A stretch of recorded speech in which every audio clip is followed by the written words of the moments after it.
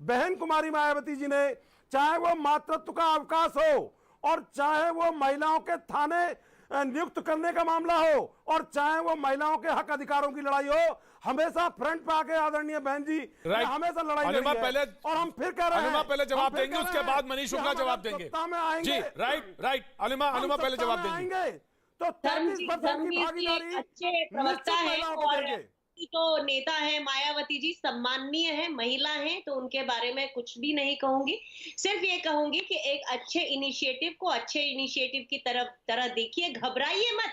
अगर ये इनिशिएटिव आप ही ले लेते तो क्या बुराई थी, लिया तो है। पश्चिम बंगाल में दूसरी मुख्यमंत्री ने चुनाव के पहले एक 33% आरक्षण का बिल वो उन्होंने रखा था, तो उन्होंने दिए वैसे टिकट, तो उसमें घबराइए मत। हो सकता है इनिशिएटिव आप भी ले सकते थे, अगर किसी और ने लिया है तो उसको सराहिए, और अपने यहाँ भी महिलाओं को उतना आप परसेंटेज में उनको नेतृत्व दीजिए, उस तरह से चुनाव लड़वाइए। तो उससे क्या होगा कि आप जो बात कर रहे हैं वो आपको खुद को उसको पूरा करने का मौका मिलेगा।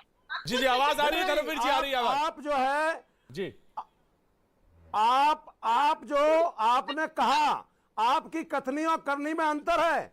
आज 60 सालों के कुशासन को जो प्रदेश की देश की जनता याद कर रही है कांग्रेस के, आपने ना सेनाओं में पहले एंट्री का भला किया, ना ओबीसी का भला किया, ना दलितों का भला किया।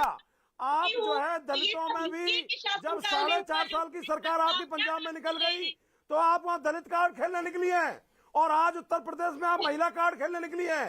यही आपके दोगलेपन को दर्शाता है। आपने पढ़े नहीं है, कांग्रेस के अपने सिद्धांत है। जो भी लोग दमित है, दलित है, या किसी भी तरह से पीड़ा में है, खूनी पंजा है कांग्रेस का, हमेशा खूनी पंजा है दिया है। कांग्रेस का। इस तरह की बात महिलाओं का हित नहीं। अरे धर्मवीर जी, दोनों को रोक रहा हूं, दोनों को रोक रहा हूं। धर्मवीर जी, खूनी पंजा कैसे? खूनी पंजा आपका कहां तक बात पहुंचा दी आपने? खूनी पंजा तक बात बोल दी। लेकिन आप राजस्थान में महिलाओं के ऊपर होने वाले अत्याचारों पर भी अपना जी, आप लोग हाशिए पे जा रहे हैं तो आप अजीब बातें करेंगे। हम तो आपसे कोई असभ्यता करेंगे नहीं, आप सम्माननीय प्रवक्ता हैं, और बहन मायावती जी भी। आपसे कोई असभ्यता नहीं कर रहा हूँ, मैं आपको खाली आईना दिखाने का काम कर रहा हूँ कि जब उत्तर प्रदेश का चुनाव आएगा तो आप जो है इस तरीके के बयानबाजियों से देश प्रदेश की जनता को सावधान रहने की जरूरत है। कभी आप घाट यात्रा करेंगी, कभी आप घाट यात्रा करेंगी, कभी आप जो है मंदिर में जाएंगी, लेकिन उससे पहले, चुनाव से पहले आपको कोई याद नहीं आता। चुनाव से पहले कभी प्रियंका वाड्रा जी उत्तर प्रदेश में आपको दिखाई नहीं देंगी, ना राहुल जी दिखाई देंगे। कैसे होगा जब कांग्रेस अच्छा करेगी? अत्याचार होंगे। जी, ठीक है, राइट।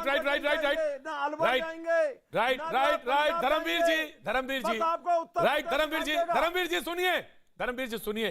धर्मवीर जी ने कहा, अनुमा एक सवाल रखा। अब वो सवाल ये रखा उन्होंने कि आपने शायद गौर नहीं किया।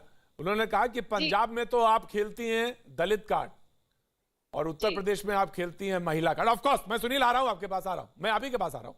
ऑफ कोर्स मैंने देख लिया आपका हाथ, मैं आ रहा हूं। तो आप वहां खेलते हैं दलित और यहां खेलती है महिला कार्ड। लेकिन मैंने कहा एक बात बाकी सारे पैनलिस्ट के सामने कि कांग्रेस ने एक इनिशिएटिव तो लिया, आपके सामने एक उदाहरण रखा। आप अगर उदाहरण में जुड़ना चाहते हैं तो जोड़िए, कम से कम उन्होंने बात तो कही। उन्होंने कहा कि हम देंगे 40%, और उन्होंने कहा कि मैं इसलिए देना चाहती हूं क्योंकि जो भ्रष्टाचार है उस पर लगाम लगा सकते हैं। Sunil Yadav and then Congress, then BJP. Sunil Yadav ji, देखिए प्रतीक जी,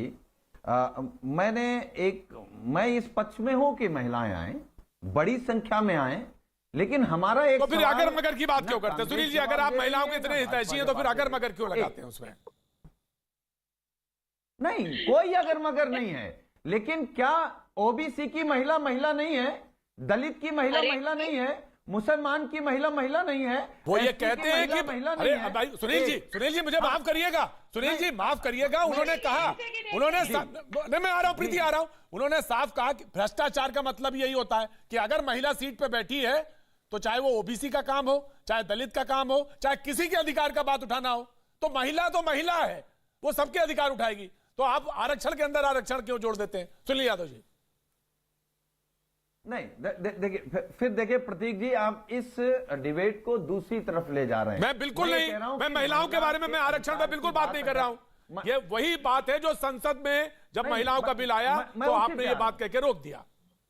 जी जी ठीक बात है। आज भी हम समाजवादी पार्टी वही बात कह रही है, क्योंकि समाजवादी पार्टी का मानना है कि अगर केवल 33% महिलाओं का आरक्षण हो गया तो उद्योगपति की घराने की महिलाएं बैठ जाएंगी, आईएएस आईपीएस की घराने की महिलाएं बैठ जाएंगी, बड़े राजा महाराजाओं की घर की बैठ जाएंगी, तो कौन आएगा दलित समाज से, कौन आएगा पिछड़े समाज से, कौन आएगा, कौन लाएगा मुसलमान की महिला को सदन में, कौन लाएगा पार्लियामेंट में, कौन लाएगा राज्यसभा में, कौन मंत्री बनाएगा?